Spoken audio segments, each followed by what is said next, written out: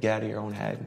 Once you get out of your own head and bring yourself up, you figure out that you've already done the impossible multiple times in your life. This is just one of them.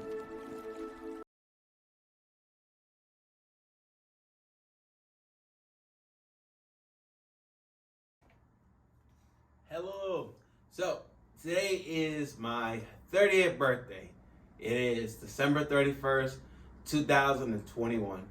And because it is my birthday, I would love to share some tips and advice from 30 years on being on this earth that will both help you spiritually, physically, and mentally.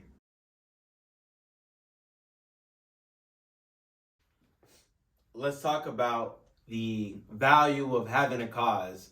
If you can recall from the intro, I was showing a glimpse of myself running and giving a bit of a tip or a little bit of some motivation. Pretty much that clip comes from a marathon campaign that I did a couple years back. I was running my second marathon.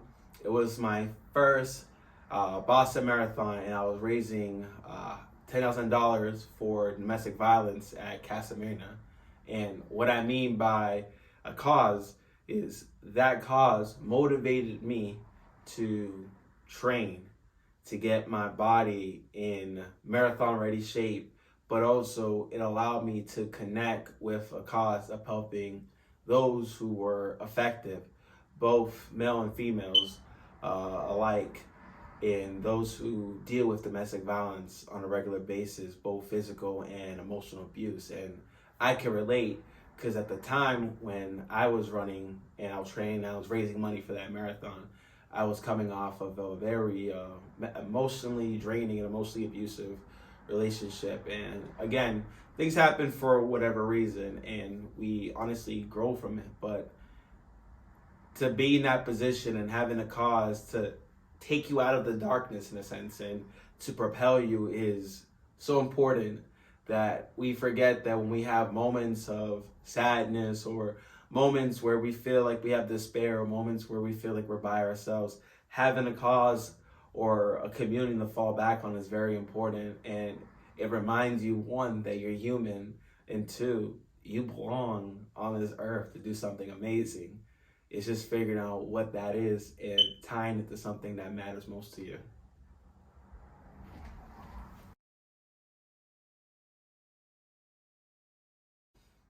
Let's talk about P plus P. Positivity plus practicality. And what I mean by that is no matter what situation you go through, no matter what circumstances, environment, etc., you have some level of positivity that no matter what you are encountering, you're going to see it through to the very end. You're going to hope for the best. You're going to believe that things are going to work no matter what. And even if it doesn't, you're going to learn from it. And the practicality of it is whatever you're used to, whatever you're dealing with, right? You're going to put a plan in place. You're going to make sure that you think about all the ins and outs. You're going to strategize, even if you've been there before, even if it's a situation that can trigger emotions or feelings or situations or any uncomfortable conversations or environment. You're going to make sure that you see it through for one, and that you're going to make sure that you're going to do everything possible to make sure that you complete that task. So P and P, positivity plus practicality, means that whatever situation or whatever issues or problems may come up, you're always going to find a solution, and you're always going to come out of that problem with a proper closure, a proper antidote or solution, or whatever you're looking for.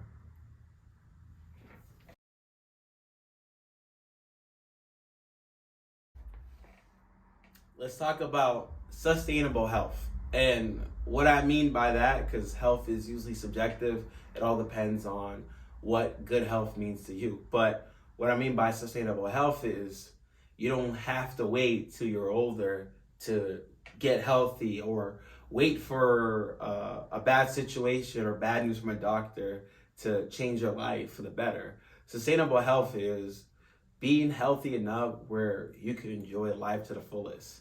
Being healthy enough where if you have kids, you have loved ones, you're able to be in control of your life, and you're able to be a driving and positive force in their lives by having energy, by not feeling too tired to do things with them, to just be a complete participant of life.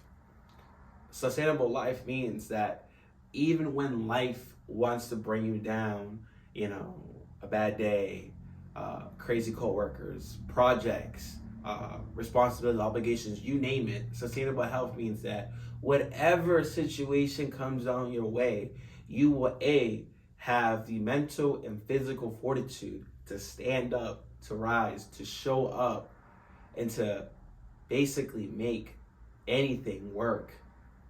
It's like the sense of making something out of nothing, right?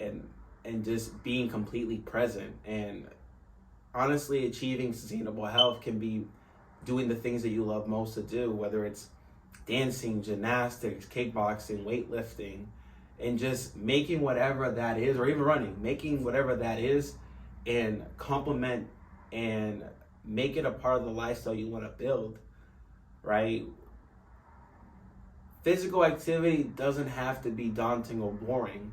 We see these celebrities, we see these stars, and we see the training they go for on YouTube.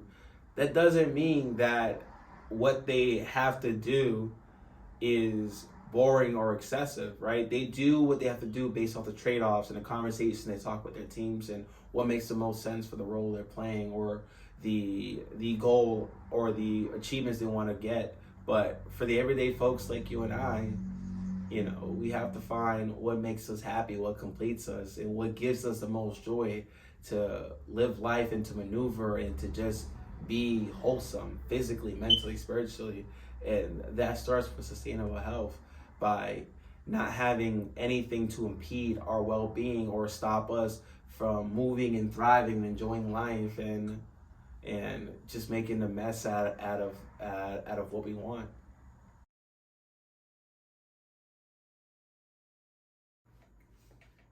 Let's talk about checking in within ourselves. And what I mean by that is sometimes we need a reality check.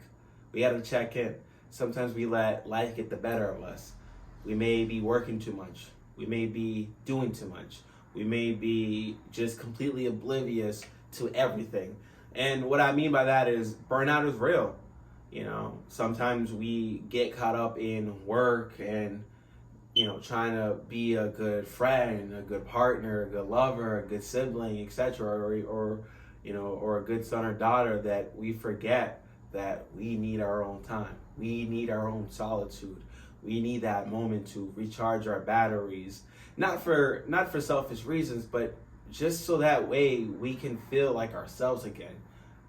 I know in life we have to wear so many hats and masks to just maneuver. We wear a different hat and mask when we're at work or with our coworkers or when we're meeting new people or whenever we are with our families or whatever the case is. And we never get a chance to kind of just like sit down, relax on our beds or even here and just ask ourselves, like, how are we doing? How is me? How am I feeling? Do I need a break? Do I need a recharge? How's my eating? How's my sleeping? Am I stressed? Do I feel alone? Do I feel like I feel like my life is overcrowded? Those are things that you should ask yourselves, and just see what you hear. I know for me, I'm an entrepreneur. I run a fitness studio. I see a number of clients who are busy professionals and do amazing things in their own right, but my job is to make sure that they're taking care of the most important person, and that is themselves. And that requires a lot of time and attention to details and everything that moments of the month or even the year, I need a moment for myself to rethink, recharge my own batteries, and ask myself, hey, Jeremy, I think you're doing too much. I think you need a break. I think you need to just lay low and, take a day or two to just, unwind, watch YouTube videos, watch a movie, go see friends, go read that favorite book or Go, pick up that course on video editing or photography you wanted to do. Like little things like that. And I feel like we don't do enough of the check-ins, whether that's a weekly, monthly, quarterly. We just need to check in on ourselves and make sure that our well-being is not in jeopardy. And I feel like we can do a lot more when we give ourselves a break that's needed.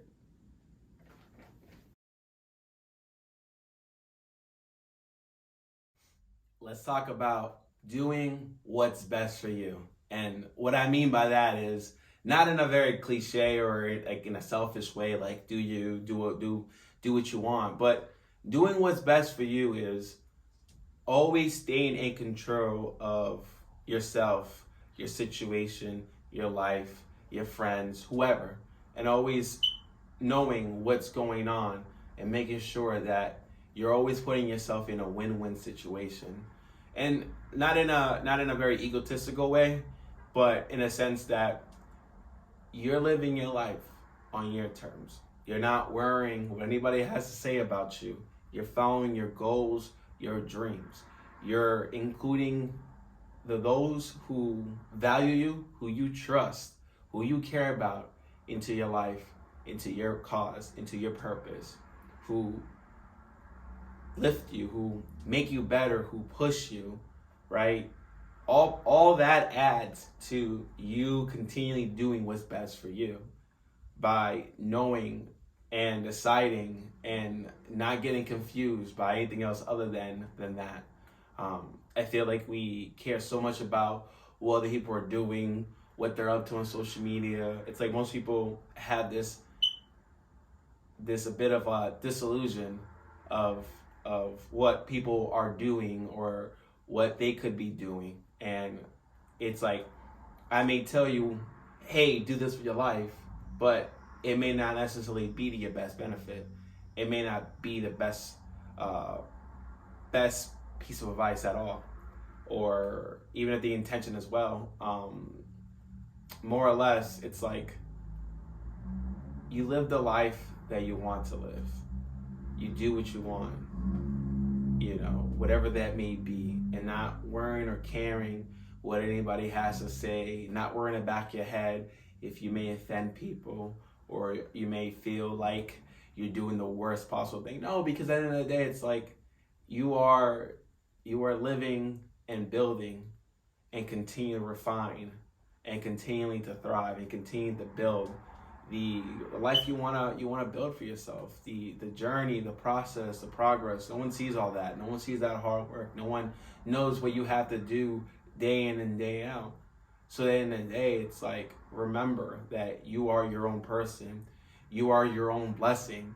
You are who you are for a reason. You're on this earth to do amazing things, and you may not hear it a lot from those close to you. You may not hear it from those who you expect to hear it from. But at the end of the day, what matters is that you're continuing to see your dreams and to conceptualize it and bring it to reality and to live it.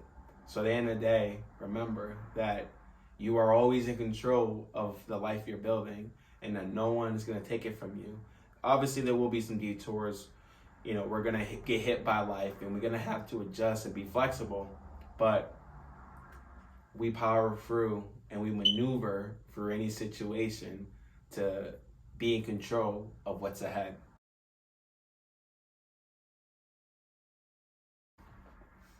Let's talk about flexibility and how it's underrated. Flexibility is so underrated in the sense that we can even block our own blessings, can block our own opportunities, can even block what's even good for us when we're like too rigid in our own ways. We don't want to adapt to situations. We're just too comfortable in our settings and our environment and what we say, do, and everything. I feel like when we're flexible, we're able to grow because we're able to put ourselves in a position that allows us to deal with pressure. It allows us to see our own thoughts and our own weakness and be vulnerable. I feel like flexibility allows us to be vulnerable with ourselves and with those who are in our corners or who we surround ourselves with. Flexibility allows us to do things that we honestly thought we couldn't. And a lot of times when we live in such a microwave world where things are happening all at once and people want things now, and people are not willing to compromise or be reasonable, flexibility is like the ultimate answer to almost every solution. Obviously, flexibility obviously needs is boundaries, and obviously needs is rules and regulations. And what I mean by rules and regulations, it's your own it's your own comfortability with being flexible. How much and how willing are you to be flexible with people and situations? But I think the more flexible and the more adaptable you are, I think you can maneuver a lot in life, both in health and wellness. You're willing to try new things, new processes, diets, programs. You're willing to talk to other people. Because I feel like sometimes, even when we feel stuck in our own ways, where we feel like, hey, I'm reading so much about I'm researching so much information on this specific topic or this plan and program, and I'm just like so nervous. And being flexible allows you to be open-minded and talk to other experts or people who could help you. Even in mental well-being and spirituality, I feel like, for those who are alone and don't feel like they have anybody in their corner, it's like being flexible allows you to open your own doors to life, and allows people to kind of reach you when you feel like you can't, when you feel like no one can come to you. Flexibility allows you to just be open, so that way you can work on and work towards being happy and content, and you don't have to be sad anymore. So I feel like flexibility is just like the one thing that I feel like the rally we're living in is missing, because people just take things as face value, or they have preconceived notions, or the perceptions of things is it's pretty much all over the place, or they have a loose grip on reality. And I feel like being flexible allows you to understand and create a common ground for not only yourself but for those around you, to just maneuver and to kind of like get through, and to just make it happen in whatever sense.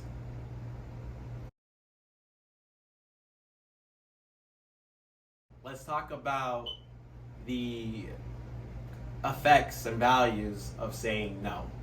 I feel like as you get older, saying no becomes such an important word and phrase, or however you want to say it in your life. And what I mean by that is, saying no to a lot of things means that you're able to preserve your time, your heart, yourself from things that may not necessarily best serve you. I feel like, we have like such a shining syndrome of life where it's like things pop up and we feel the need to have to jump on it, or say yes, or say yes to when a family member or friend asks us to go out, or asks us to meet, or or puts us in situations where we kind of have to be like, make an ultimatum. I feel like saying no gives us a defense to protect ourselves from situations that may put us on the back burner. I feel like a lot of us, including myself, have learned the hard way of piling up events, piling up, promises, piling up yeses of doing things and working with people or being in partnerships, and just trying to make everything work at once, only to just fall flat and just to find ourselves just to be angry, even myself, that A, we couldn't get to it, B, we feel like we couldn't show up and perform or do what we wanted to do to the best of our abilities, and then C, I feel like we just disappointed ourselves and the people around us who we value and love the most. Getting no's gives you the distance that one needs to just rethink things, right? To just ponder on, and it gives us that space and buffer time we need to regroup ourselves when we are overloaded with just everything or anything. And it's not to be selfish. Saying no is not a selfish thing. Saying no means that, okay, cool, I just need more time. I need time for myself.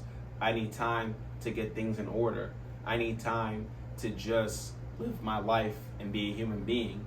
Especially if you get older or start growing a family or get married or stuff like that, you start to look life a little bit differently, and you start to value things that you didn't when you were a kid or a teenager growing up or going through like the motions and everything else. So I feel like Noah allows us to just be a human, right? We are in control of what we do in our life and what matters most to us.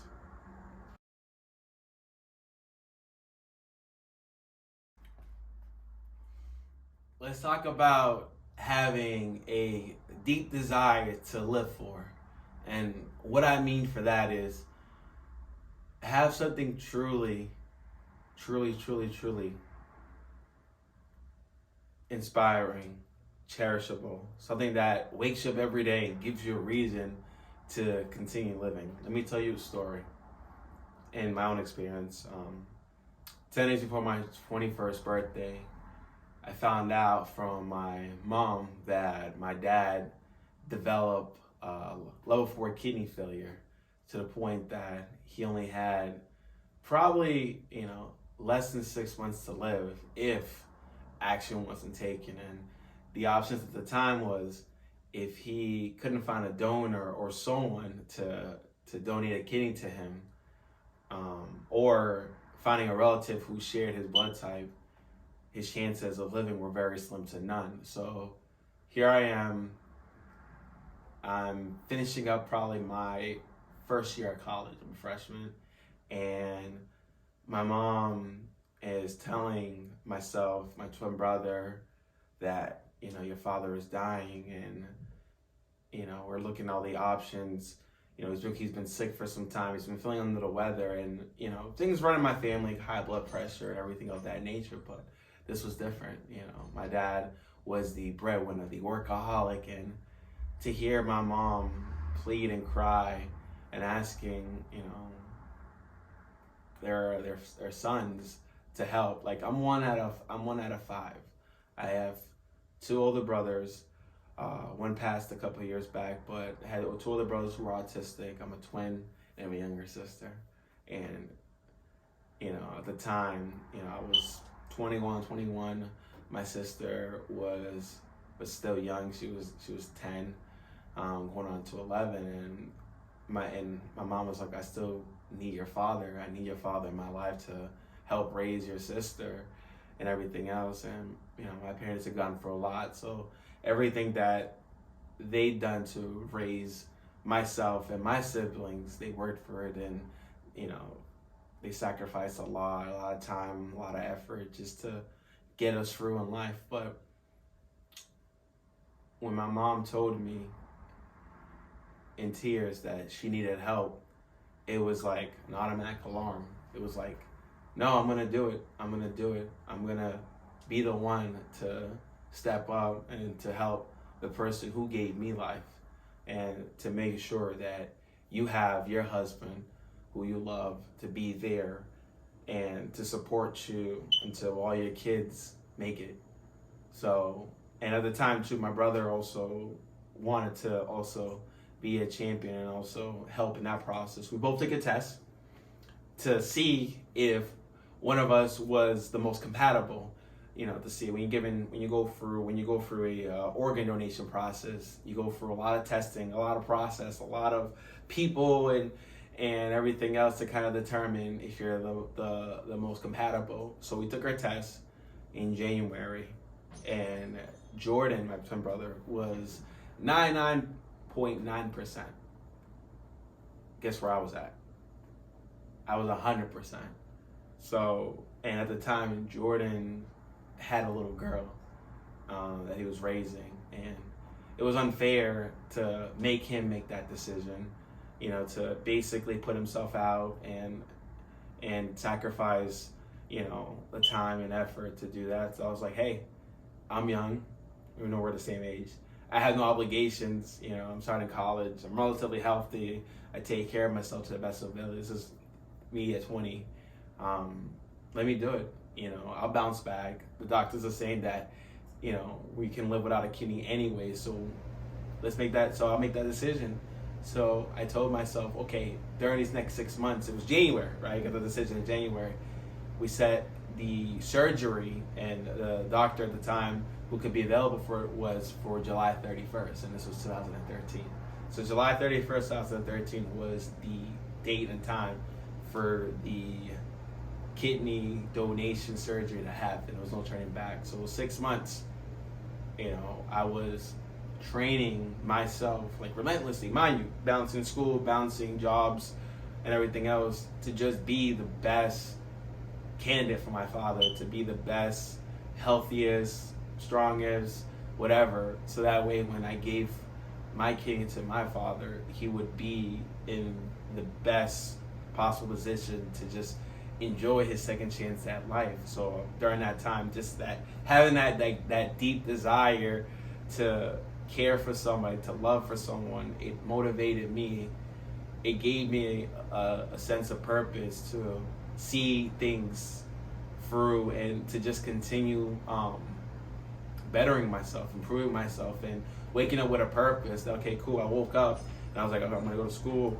I'm gonna go for these periods where, I'm gonna get for my period study, do all my work, go to my job. But then I'm gonna make sure that during the school day I'm gonna eat properly. I'm gonna watch what I'm eating. I'm gonna work out. I'm gonna put the time and effort. And even though it's a grind, the grind is worth it if I know that at the end of all this, my father is going to live and see another day, another year. Is going to be able to see, my sister grow. He's going to see my kids grow, and that deep sense of desire propelled me to just push beyond my limits, and because of that, I was able to create like a mini bucket list of just doing things that I was very timid and shy of doing, like doing a Tough Mudder, doing some travels by myself, driving cross country, just doing little things that I thought that I couldn't do in my little world, in my little bubble, and it was possible. It's like when we care about someone, when we see their value in our lives, we do whatever it takes to keep that going. And I feel like we lose sense of that in our own day-to-day grind, that we lose that desire, that fire within us to continue moving forward. And that was my aha wake-up moment, that if I went through that process, which I did, it happened. We had a successful surgery on the 31st, that the man who gave me life, I was able to give him his second chance at life. And that pushed me to be like, all right, if I can do that very thing, go through that process, have that deep desire, plan out my life, plan out how I'm gonna do this, then I can do that, and I can even do that for other people, and I can help people in whatever way possible. Because if I can help the very person who was able to raise me, instill me with all his knowledge and wisdom and everything else, I can do that for other people. So I say that with all, to find that desire, to find that fire within you, find that desire through love, through relationships, and allow that to push you and help you continue to grow.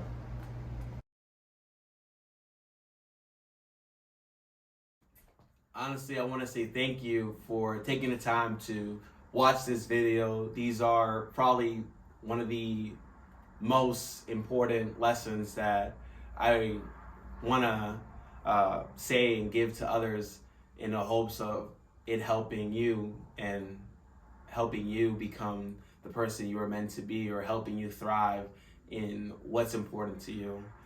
These are lessons that I obviously have learned the hard way in my own trials and tribulations of just getting to where I want to be. The sacrifices, the friends I've lost, the loved ones that I've lost along the way, the ups and downs, the achievements, the highs, the lows, everything all included. These are lessons that I hope you can take with a grain of salt and understand that they come from a person who's been in your shoes, and I hope that you can take them and apply them to your life and what you want to do. Because honestly, we are all in this together, and cheers to a new decade, cheers to the new year, and cheers to your accomplishments. And if you see this video later on in your life and come back to it, definitely want to hear how it's going for you. how life is for you, what you're able to accomplish, what you're able to do. And if you like this video, definitely like, share, subscribe to this channel. Definitely want to hear your thoughts in the comments. But Happy New Year's and have a great one. Take care.